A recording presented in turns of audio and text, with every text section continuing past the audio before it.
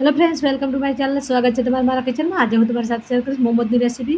मोमोजनी recipe बनावવા માટે 1 cup જેટલી ડુંગળી લીધી છે, 1 કપ જેટલી કોબી લીધી છે, 1 કપ જેટલું આપણે ગાજર લીધેલું છે, 1 ચીમલા મરચું કટિંગ કરી લીધેલું છે, થોડી લીલા મરચાંની પેસ્ટ છે, 2 ચમચી લીલું લસણ છે, થોડી કોથમીરના પાન છે, 1 ચમચી જેટલું આપણે આદુની પેસ્ટ છે। તો હવે આપણે આમાં બધા શાકભાજી એડ કરીને 1 ચમચી મીઠું નાખીને આપણે થોડી વાર મૂકી દઈશું સાઈડમાં, એટલે પાણી છોડી દે શાકભાજી। 1 ચમચી મીઠું નાખી દઈશું, મિક્સ કરી દઈએ, લીલું લસણ એડ કરી દઈએ और ટાંકીને મૂકી દઈએ। ત્યાં સુધી આપણે લોટ બાંધી લઈએ। તો આપણે 2 કપ ભરીને મેદો લીધેલો છે, થોડું મીઠું એડ કરી દઈએ, થોડું તેલ એડ કર્યું છે, પાણી આપ જરૂર પડશે ને એ રીતનું પાણી લેવાનું છે। લોટ બંધાઈ ગયો છે તો આપણે સાઈડમાં મૂકી દઈશું ટાંકીને। હવે આપણે પેલો આપણે શાકભાજી જોઈ લઈએ। શાકભાજી આપણે ચેક કરી લઈએ। હવે ફ્રેન્ડ્સ, તમે જોઈ શકો છો કેટલું પાણી નીતરી રહ્યું છે। આ પાણી આપણે બધું કાઢી લઈશું। પાણી આપણે નીચું લીધું છે, આટલું પાણી નીકળી ગયું છે। તો હવે આપણે સ્ટફિંગ તૈયાર કરી દઈએ।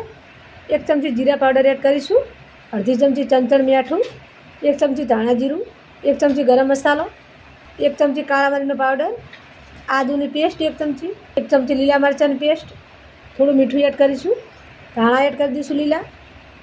હવે મિક્સ કરી દઈએ સરસ।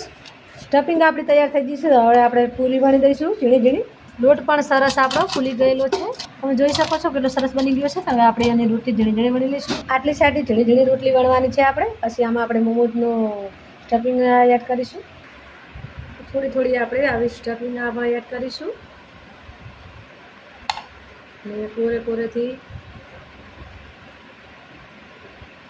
આ રીતે આપણે મોમોજની તૈયારી કરીશું ફ્રેન્ડ્સ।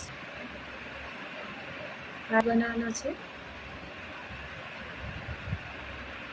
અંગૂઠે કરીને આ રીતે આપણે સ્ટફિંગ અંદર દબાવી દઈશું।